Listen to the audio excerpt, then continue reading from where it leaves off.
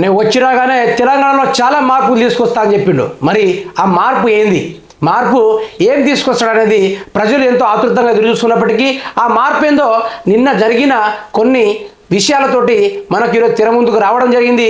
ఆ విషయాన్ని ఒకసారి చూసుకుంటే, తెలంగాణ తల్లితో చెలగాటం, విగ్రహంలో మార్పులు చేస్తామన్న సర్కారు, గతంలో సోనియా పోలికలతో చేయించిన శంకర్రావు. సోనియమ్మ ముద్దుబిడ్డ రేవంత్ రెడ్డి సోనియమ్మ చచ్చిపోయిందని విగ్రహం చేస్తున్నాడు. తెలంగాణ తల్లితో ఆటలాడొద్దు అని యావత్ తెలంగాణ రాష్ట్ర ప్రజలు వ్యతిరేకిస్తున్నారు. మార్పు చేయాల్సింది రేవంత్ రెడ్డి, ఇదా నువ్వు మార్పు చేయాల్సింది? విగ్రహాల్లో నువ్వు మార్పు తేవాల్సిందా? సోనియా గాంధీ ముఖం పెట్టడం ఆ విగ్రహంలో.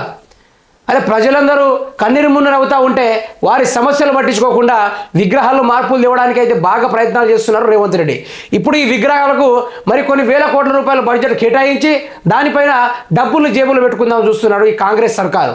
మరి ప్రజలందరూ ఈ రేవంత్ రెడ్డి వస్తాడు, ఏదో చేస్తాడు, రేవంత్ రెడ్డి వచ్చిండు, బ్రతుకులన్నీ మారిపోతాయి, కాంగ్రెస్ రావాలి, మార్పు కావాలంటే ఆ మార్పు ఏందో కాదు, తెలంగాణ తల్లి ముఖం తీసేసి సోనియా గాంధీ ముఖం పెడుతున్నాడట. రానిపోయిన రోజుల్లో అంబేద్కర్ బొమ్మలో ముఖం తీసేసి రేవంత్ రెడ్డి పెట్టించుకుంటాడేమో. కాంగ్రెస్ తరఫున గాంధీ భవన్లో మరో విగ్రహం, కాంగ్రెస్ జెండా రంగు చీరతో ఉన్న విగ్రహం రేణుకా చౌదరిలా ఉందంటూ సోషల్ మీడియాలో విమర్శలు. మీ ఆగ్రహమే అధికారిక విగ్రహం కాబోతుందా? మరి ప్రజలేమో ఆసక్తిగా ఏదో మార్పు చేస్తాడనుకుంటే మన సార్ మాత్రం వేల కోట్ల రూపాయలు ఆర్బీఐ నుంచి తీసుకొచ్చి లేఖీ కథలు మాత్రం బాగా పడుతున్నాడు. ఆ లేఖీ కథలు ఏంటంటే ఈ రోజుకి ఇదా, మళ్ళీ రేపటికి చూడండి కొత్తగా ఏం మారుస్తాడు అంటే, ఎంపీ ఎలక్షన్లో మమ్మల్ని గెలిపించలేదు కాబట్టి మేము ఏం చేయం, మీకేమైనా కావాలి అంటే పోయి కేసీఆర్ అడుకోబోండి అంటాడు. ఇక ఒకవేళ బీఆర్ఎస్ పార్టీ అధికారంలోకి వస్తే ఆ విధంగా మాట్లాడతాడు. గదే పెద్ద మార్పు. ప్రభుత్వ తీరుపై ఉద్యమ మేధావుల సమాలోచనలు సోషల్ మీడియాలోనూ తీవ్ర స్థాయిలో. మరి రేవంత్ రెడ్డి ఏదో చేస్తాడని ఇప్పుడు రైతాంగం వారికి పరంగా చూసుకుంటే రేవంత్ రెడ్డి 7,500 రూపాయలు ఇస్తాడేమో, పంటలు వేసుకుందామేమో. సరే పంటలు ఈ పాటికి వేసుకున్నాం కాబట్టి మరి మనకు రైతు రుణమాఫీ అయినా చేస్తాడా, లేకుంటే రైతు బంధు అయినా ఇస్తాడా అని ఆ ఆశగా ఎదురు చూస్తున్నారు.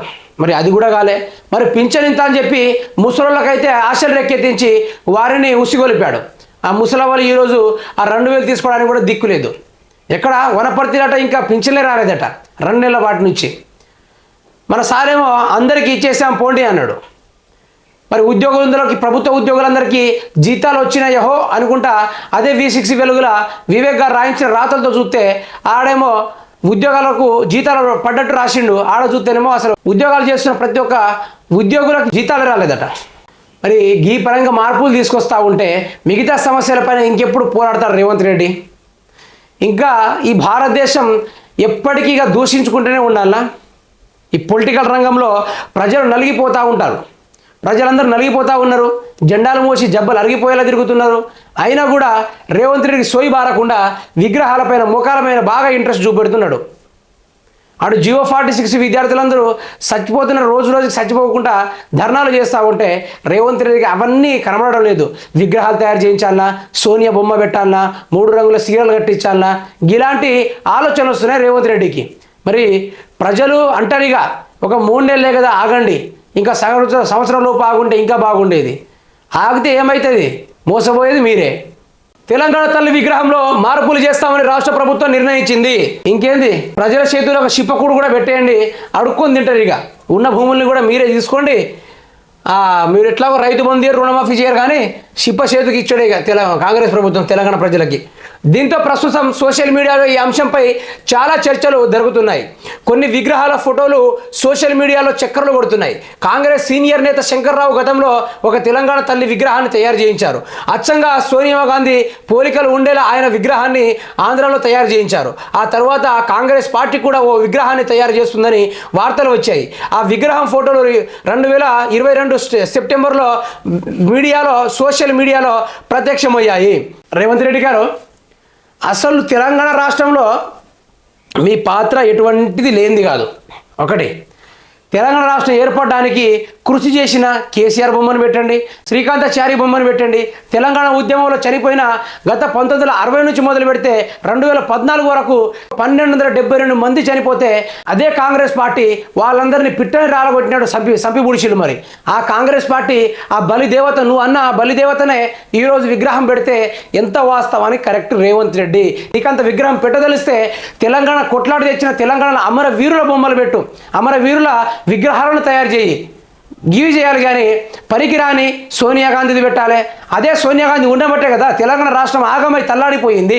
వేటగాడు ఎట్లాగో గుల్లెను పట్టుకొని పిట్టను కొడతాడో ఆ విధంగా తెలంగాణ రాష్ట్రంలోని ఉన్న జనాలను ఆ విధంగా గన్ ఫైరింగ్ చేపించి 1272 మందిని పిట్టలు రాలగొట్టినట్టు రాలగొట్టారు అదే కాంగ్రెస్ ప్రభుత్వం, అదే సోనియా గాంధీ ఉన్నప్పుడు. అప్పుడు ఏడ పండుకున్నావు రేవంత్ రెడ్డి? నీ కళ్ళకు తెలియదా ఈ తెలంగాణ రాష్ట్ర చరిత్ర నీకు తెలియకుండా ఈరోజు సోనియా గాంధీ బొమ్మ మీద ఫోకస్ పెడుతున్నావు చూడు. ఇక ఎంత దరిద్రం అంటే తెలంగాణ రాష్ట్ర ప్రజలు నిన్ను ఎన్నుకోవడం ఎంత దరిద్రం అంటే సోషల్ మీడియా మిమ్మల్ని ఏ విధంగా వ్యతిరేకిస్తున్నారంటే ఆ విధంగా వ్యతిరేకిస్తున్నారు. రేవంత్ రెడ్డి ఇకనైనా ఇలాంటి మానుకొని నువ్వు తెలంగాణ ప్రజల బాగు కోసం పాటుపడు, తెలంగాణ రాష్ట్రానికి ఇంకా మేలు చేసే పనులను ముందుకు తీసుకోరా. అధికారం ఎక్కి నీకు దగ్గర 2 నెలలు అయినప్పటికీ ఇంకా నువ్వు సర్ది చెప్పుకోవడానికి ఇక్కడ ఏం లేదు. కొన్ని వేల కోట్ల రూపాయలు ఆర్బీఐ నుంచి తీసుకోవడానికి డబ్బులు అయితే ఉంటాయి, కానీ పేద ప్రజలకు ఇవ్వడానికి అయితే నీ దగ్గర డబ్బులు ఉండవు. ఇలాంటి లేఖి విగ్రహాలను తయారు చేయడానికి అయితే నీ దగ్గర డబ్బులు ఉంటాయి, కానీ జియో 46 రద్దు చేయించడానికి నీ దగ్గర కొంచెం సమయం కూడా ఉండదు. ఆ విద్యార్థులు మాట్లాడడానికి 1% కూడా టైం ఉండదు నీకు. గీదా నువ్వు సీఎంగా ఉండి చేయాల్సింది. ఇక్కడ రేవంత్ రెడ్డి అంటే మానుకొని మంచి పనులు చేయాల్సిందిగా కోరుతున్నాను, ప్రజల తరపున కూడా చెప్తున్నాను.